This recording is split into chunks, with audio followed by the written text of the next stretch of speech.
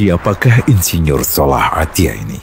Mengapa kematian beliau menggemparkan Kairo dengan pemakamannya yang dihadiri lebih dari 500.000 orang? Mari kita simak kisah dari Asosiasi Universitas Islam Mesir ini. Al-Kisah dari kampung kecil bernama Tafahna al-Ashraf, distrik Middle Ghamir, provinsi Dakohliyah, Mesir, ada 9 orang sarjana miskin lulusan Fakultas Pertanian. Lalu mereka pun sepakat membuat sebuah peternakan unggas, sembari mencari mitra ke-10. Namun mereka terbentur modal, maka dengan sekuat tenaga mereka kumpulkan dari hasil menjual tanah, perhiasan istri, hingga meminjam. Meski tidak banyak terkumpul, namun mencukupi untuk memulai usahanya. Pertanyaan tersisa, siapa mitra yang ke-10? Insinyur Salah, satu dari mereka, pun berkata, "Aku sudah menemukan mitra yang ke-10. Siapa?" kata teman-temannya. "Allah," lanjutnya. "Allah akan menjadi mitra usaha kita yang ke-10. Allah akan mendapat 10% dari keuntungan kita. Dengan perjanjian, Allah yang akan memberikan perlindungan dan pemeliharaan, keamanan dari segala wabah penyakit." Akhirnya mereka pun sepakat. Kontrak kerjasama pun ditulis secara rinci dan dicatatkan ke notaris, lengkap dengan peran mitra ke-10 tersebut. Tak disangka, setelah 1 musim bisnis mereka langsung meroket, jauh dari yang dibayangkan sebelumnya. Lalu mereka pun kembali bersepakat menambah jatah keuntungan mitra ke-10 menjadi 20% di musim kedua, dan begitu seterusnya hingga mencapai 50%. Lalu bagaimana keuntungan mitra ke-10 itu dialokasikan? Dimulai dengan membangun sekolah dasar Islam putra, lalu lanjut putri, kemudian sekolah menengah putra, kemudian putri. Tambah lagi madrasah aliyah putra, lalu putri.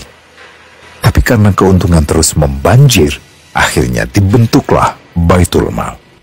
Dan mereka pun mengajukan ke pemerintah untuk membangun universitas di kampung. Awalnya ditolak dengan alasan tiadanya akses bagi para mahasiswa.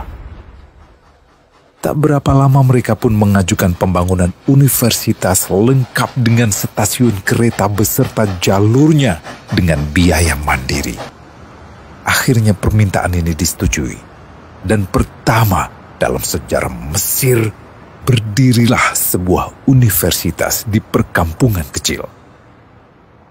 Semakin berkembang, dibangun pula fakultas kedua, ketiga, keempat hingga asrama putri dengan kapasitas 600 kamar.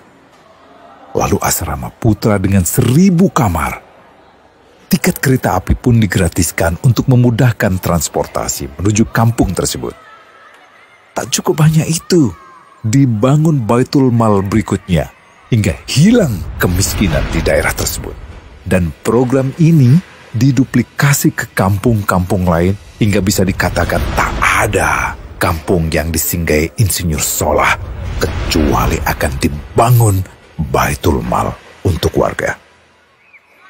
Bantuan pun diberikan untuk fakir miskin dan para janda. Pemuda pengangguran pun dilatih untuk mengelola perkebunan sayur hingga mandiri, bahkan sampai bisa mengekspor ke negara tetangga. Pada saat panen raya, seluruh penduduk dikirimi paket sayur.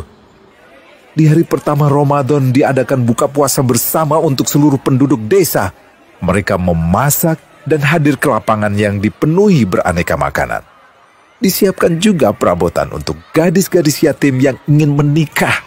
Dan ini semua merupakan sedikit dari banyaknya kebaikan yang dilakukan oleh Insinyur Salah. Hingga pada akhirnya disepakatilah keuntungan perusahaan 100% untuk Allah. Insinyur Salah yang awalnya adalah salah satu mitra usaha berubah menjadi karyawan Allah.